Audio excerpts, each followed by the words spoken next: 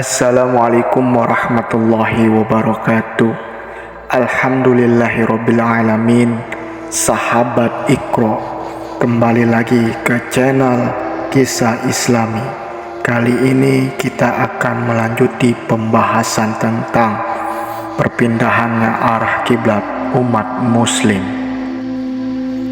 Bismillahirrahmanirrahim.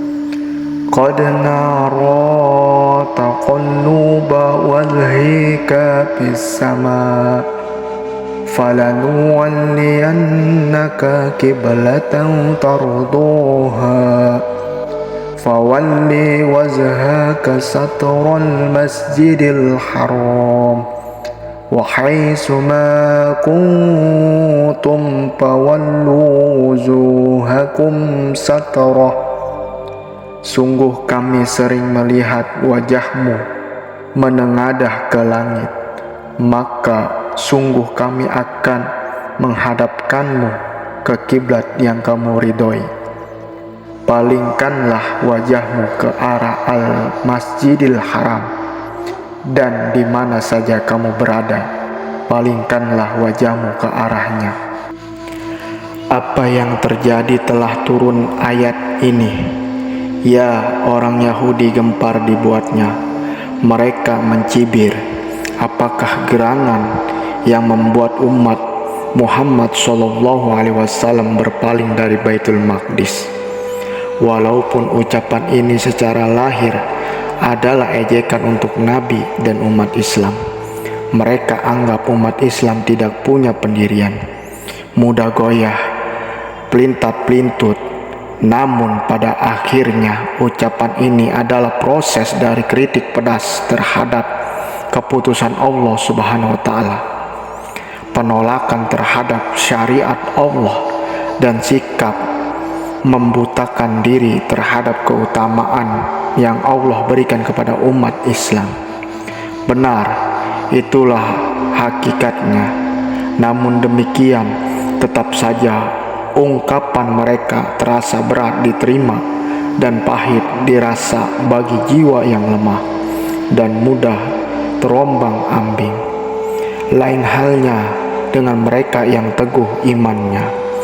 Justru semakin bertambahlah ketaatan mereka dan keyakinannya dengan ujian ini. Benar, ketetapan Allah ini sesungguhnya adalah ujian bagi mereka yang menyatakan keimanan. Dengan ujian ini akan jelaslah orang yang berpura-pura beriman dan orang yang jujur dalam imannya. Allah Subhanahu wa Ta'ala berfirman, Bismillahirrahmanirrahim. وَمَا جَعَلْنَا الْقِبْلَةَ الَّتِي كُنْتَ عَلَيْهَا إِلَّا لِنَعْلَمَ مَنْ يَتَّبِعُ الرَّسُولَ مِمَّنْ يَنْقَلِبُ عَلَى عَقِبَيْهِ وَإِنْ كَانَتْ لَكَبِيرَةً إِلَّا عَلَى الَّذِينَ هَدَى اللَّهُ. Dan kami tidak menetapkan kiblat yang menjadi kiblatmu sekarang, melainkan agar kami mengetahui supaya nyata siapa yang mengikuti Rasul dan siapa yang membelot.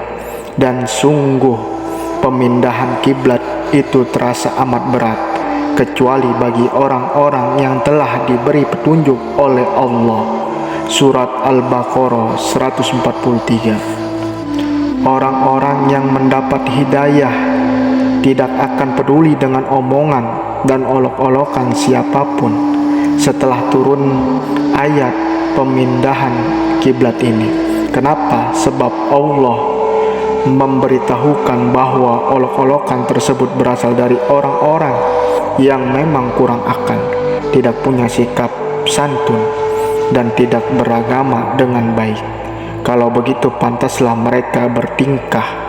Adapun orang yang cerdas berakal dan beriman akan menyikapi ketentuan Allah dan menerima, tunduk dan menjalankannya.